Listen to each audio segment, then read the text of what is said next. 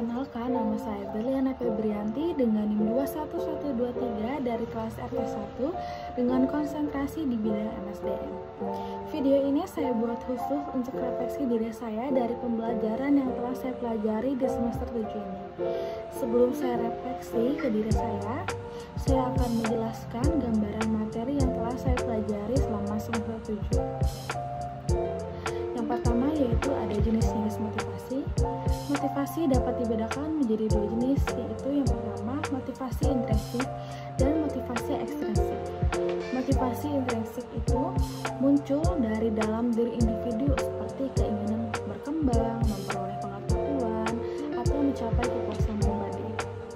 Motivasi ekstrinsik adalah dorongan yang berasal dari faktor luar seperti penghargaan, gaji, promosi, atau pengakuan dari orang lain.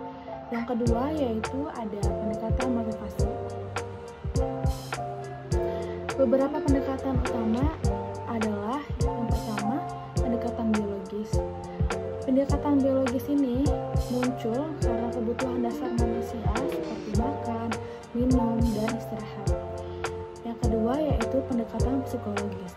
Berfaktor pada faktor internal seperti keinginan untuk mencapai sesuatu untuk mendapatkan penghargaan. Yang ketiga yaitu pendekatan sosial, menjelaskan bahwa motivasi yang dipengaruhi oleh lingkungan sosial budaya dan interaksi dengan orang lain. Yang ketiga ada teori motivasi.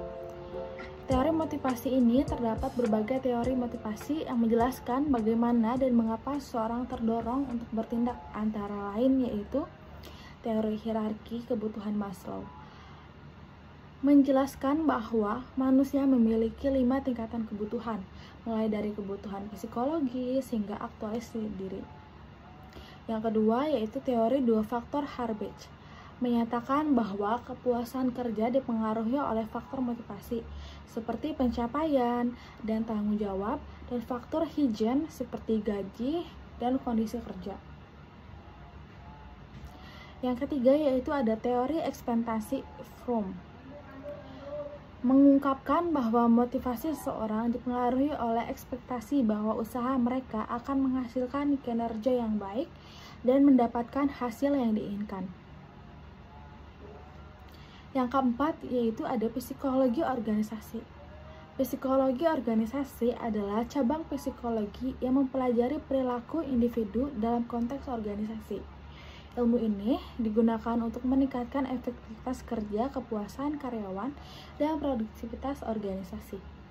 Beberapa aspek yang dipelajari meliputi motivasi kerja, kepemimpinan, komunikasi, organisasi, dan budaya kerja.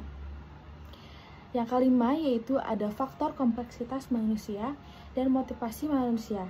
Memiliki kompleksitas dalam hal motivasi karena dipengaruhi oleh berbagai faktor seperti kepribadian, pengalaman, lingkungan, dan emosi. Setiap individu memiliki faktor pendorong yang berbeda, sehingga pendekatan motivasi itu harus disesuaikan dengan karakteristik masing-masing orang.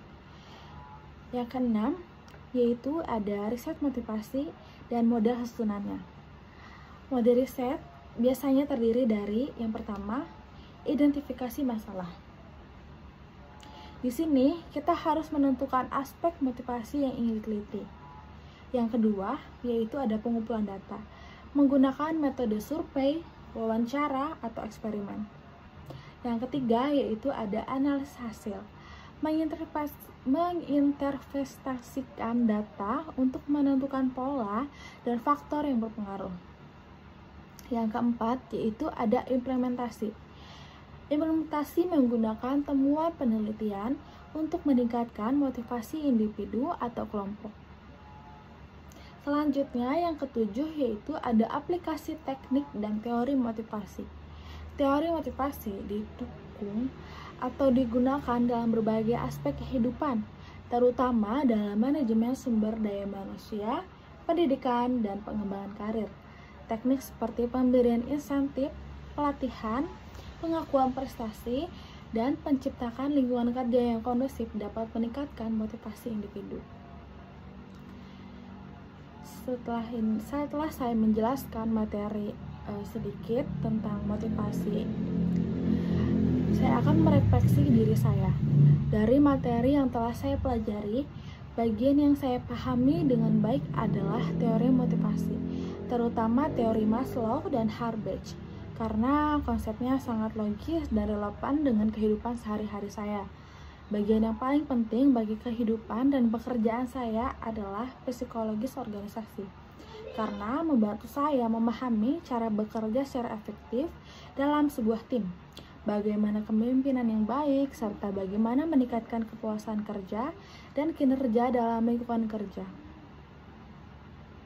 Bagian yang paling bermakna bagi saya adalah peningkatan motivasi, karena saya menyadari bahwa setiap orang memiliki cara yang berbeda dalam memotivasi diri sendiri dan orang lain.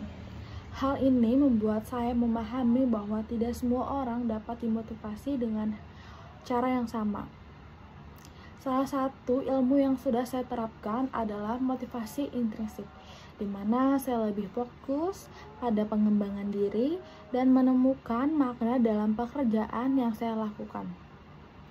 Saya juga mulai menerapkan teori ekspektasi dengan menentukan tujuan yang realistis dan memastikan bahwa usaha yang saya lakukan itu benar-benar berkontribusi pada hasil yang telah saya harapkan. Dalam kehidupan dan pekerjaan, saya mengaplikasikan motivasi dengan cara yang bermakna. Yang pertama yaitu mencari makna dalam tugas yang saya kerjakan agar tetap bersemangat. Yang kedua, saya menerapkan sistem penghargaan kecil untuk diri saya untuk mencapai target tertentu.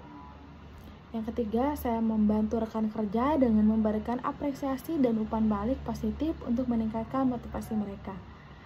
Dampak yang saya rasakan adalah meningkatkan produktivitas, kepuasan kerja, dan keseimbangan antara kehidupan pribadi dan pekerjaan. Saya merasa lebih termotivasi untuk mencapai tujuan pribadi dan profesional, serta saya lebih memahami cara motivasi orang lain di sekitar saya. Mungkin itu saja yang bisa saya refleksikan atau yang bisa saya jelaskan. Kurang lebihnya saya mohon maaf. Wabillahi